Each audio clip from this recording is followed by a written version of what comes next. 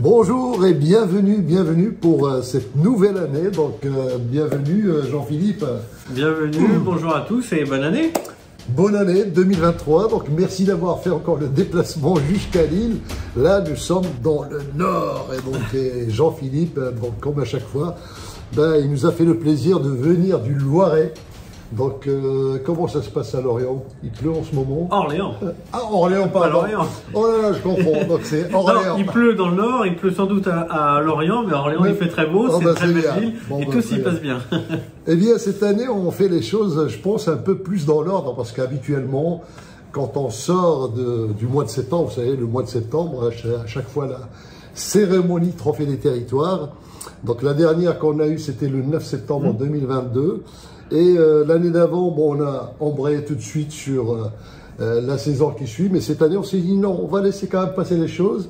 Et on démarre pile poil avec la nouvelle année. Et ça tombe bien, on est en janvier. On laisse passer les choses et on s'est dit on prend bien le temps de communiquer sur l'ensemble de nos lauréats. Il y a un gros boulot qui a été fait sur l'ensemble des vidéos, clin d'œil appuyé, qu'on a repris derrière dans l'ensemble de nos magazines. Donc on a vraiment voulu dédier cette séquence-là, septembre, octobre, novembre, décembre, à l'ensemble de nos lauréats pour amplifier la communication. Alors il y a beaucoup de monde qui connaît les trophées des territoires maintenant. C'est quand même aujourd'hui... je dirais donc l'événement officiel pour celles et ceux qui font bouger la France. Mais on va montrer quand même qu'est-ce que ça donne en termes d'ambiance par rapport à la cérémonie que l'on fait dans les hauteurs de la Tour Eiffel. C'est toujours dans les hauteurs de la Tour Eiffel.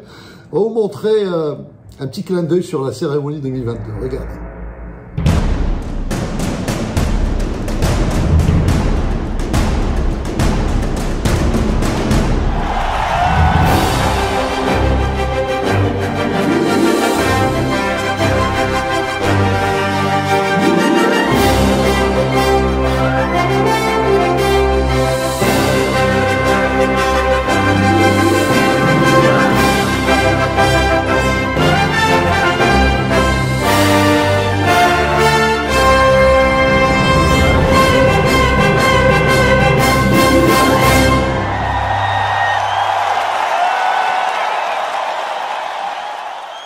Voilà, donc Jean-Philippe... Ça rappelle des bons souvenirs. Ah bah oui, donc vous voyez un petit peu... Et je pense que cette année, alors ce qui est génial, les gens qui ont été pendant les 2 ans, ils se sont rendus compte qu'on n'a pas le même écran parce que la Tour Eiffel a investi dans un écran géant.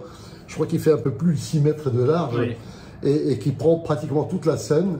Et cette année, je pense qu'on va encore plus l'utiliser de manière encore plus optimale. Par rapport notamment au pitch et tout le passage des lauréats. Pas le même écran et pas les mêmes enjeux, pas les mêmes surprises. Alors parlons-en, parlons-en des surprises. C'était le débat là, les gens qui nous regardent ne le savaient pas, mais ça a été un long débat là, pendant quelques instants entre nous. Bon, la première année c'était naturellement la Tour Eiffel, la deuxième c'était déjà cette nouveauté que la Tour Eiffel avait investi, c'était un gage de qualité supplémentaire. Et on avait surtout notre grande marraine, grande Marianne d'honneur, Candice Paris. Absolument, on en reparle encore. Candice Paris qui nous a fait l'honneur de dédicacer la chanson France, qui a été dédicacée pour la première fois devant des millions de téléspectateurs à la télé le 14 juillet. Et là, effectivement, les lauréats, ils ont été surpris du petit mot que Candice, qu'on remercie encore une fois. Et bien évidemment, 2023, elle aura son lot de surprises, comme à chaque fois. Alors, à chaque fois, avec Jean-Philippe, on vous annonce des surprises. Mais je vais vous faire une confidence. Bien souvent, on ne sait pas encore lesquelles. Là, on est un petit peu en avance, mais on sait qu'on a de la ressource. Et je pense qu'il y aura des belles surprises. Et on a déjà quelques idées, alors, je pense. Déjà, factuellement, effectivement, on a déjà quelque chose. Après, on a déjà contacté aussi, parce qu'à chaque fois, on dit qu'on ne sait pas. Bon, il y a le côté blague de la vidéo. Les 3/4 du temps, les dossiers sont quand même bien bossés et on fait semblant de ne pas avoir la surprise, mais c'est quand même derrière bien travaillé. Là, j'en veux pour preuve de surprise. La première, on a déjà fléché ensemble une vingtaine de belles personnalités représentatives de nos collectivités locales, des personnalités assez connues, reconnues en la matière. Mais il et elle ont été sollicités et on vous tiendra au courant le moment venu. La deuxième surprise, pour le coup, celle-ci, elle est réelle, elle est palpable, elle est concrète. On invite l'ensemble de nos lauréats à 2 sujets. Le premier, donc cette année, on le rappelle, Ça va se faire le vendredi 8 septembre. Absolument. Vendredi 8 septembre, à partir de 9h jusqu'à midi, vous êtes conviés à la Tour Eiffel pour pouvoir venir réceptionner votre trophée. Le soir, le jeudi, on a décidé de privatiser une péniche dans Paris avec, on va réunir 250 décideurs publics-privés, celles et ceux qui font bouger la France, celles et ceux qui ont des bonnes idées. On va faire, donc ça va être un truc très sympa, j'en dis pas trop non plus, il va y avoir des premières remises de trophées, de récompenses. On va faire le tour. Ça, c'est la veille. Ça, c'est la veille. La veille de ça, c'est la veille. On va faire le tour dans tout Paris, etc. Ça va être chouette. Et en plus de ça, donc ça, nous, Groupe Delbo Presse, on l'a déjà édité cette année, on a publié un livre qui s'intitule La Grande Audition des Territoires, qui est un recueil de 150 témoignages de maires, DGS, DIRCAB, élus du territoire national. C'est une véritable, je le dis modestement, mais c'est une véritable mine d'or. Ça nous permet d'avoir un bouquin de 200-300 pages et de voir de ce qui se fait de mieux dans nos territoires. Donc cette année, on vous propose d'être co-auteur de l'ouvrage, de participer à la péniche et le lendemain, frais comme des gardons, en fonction de la soirée de la veille, mais on va se retrouver dans les hauteurs de notre belle Tour Eiffel. Donc ce livre va être ouvert en fait aux lauréats, Trophée des territoires, qui peuvent partager leurs idées sur comment on fait évoluer une collectivité, une commune, un département. Donc c'est un petit peu ça l'idée, je pense. Hein. Oui, c'est ça le but. Et puis derrière, pour nous, le véritable enjeu, c'est la promotion de ce livre. On va pas le garder pour le mettre dans nos armoires. Il y a un mois, on était en rendez-vous avec Madame Dominique Faure, petit clin d'œil, qui est la nouvelle ministre chargée des collectivités territoriales et de la ruralité. Ancienne lauréate quand même. Ancienne lauréate, hein, comme quoi de trophée des territoires à ministre, il y a peut-être qu'une marche, je le dis pour la blague. Mais voilà, donc en tout cas, et donc on a été reçu par la ministre qui a tout de suite pris le bouquin, qui a stabiloté les bonnes idées, les bonnes machins, etc. Et voilà, et on est en discussion avec elle pour que puisse faire la préface pour la deuxième édition et peut-être même venir à la Tour Eiffel. Et je ne sais pas. Alors là, comme vous voyez, notre mag est un petit peu à la bonne franquette. Donc on est chez vous. On est chez Kayak, voilà, chez Kayak à l'agence. On voit bien qu'il y a un canot kayak. Oui, on peut se dire qu'est-ce que c'est que ça. Absolument. Il y a un canot kayak qui nous attend. On a la Dole juste en face. On pourra faire quelques rames tout à l'heure. Mais en tout cas, l'idée c'est... alors on va le rappeler parce que c'est marrant qu'on rappelle un petit peu le visuel qu'on avait fait pour 2021, qui était un territoire. Parce que c'était le démarrage, Trophée territoire, c'était un fond de territoire. La deuxième année, on a trouvé que le côté symbolique de la Tour Eiffel est incontournable et on a ce fond qui est très sympa. Et d'ailleurs, tout le monde a pris des photos avec ce fond-là. Eh bien, on est resté sur la même idée, mais différemment. Et regardez le visuel de 2023. Donc, on va vous le présenter. Voici le fond d'écran des Trophées des territoires 2023. Que vous pouvez d'ailleurs voir directement sur le site trophéesterritoire.com. Il y a encore autre chose, c'est que cette année, on va s'occuper des... Alors, je vais appeler ça, je ne sais pas comment, les lauréats récidivistes. Les lauréats récidivistes, c'est un joli nom, récidiviste, pour le coup.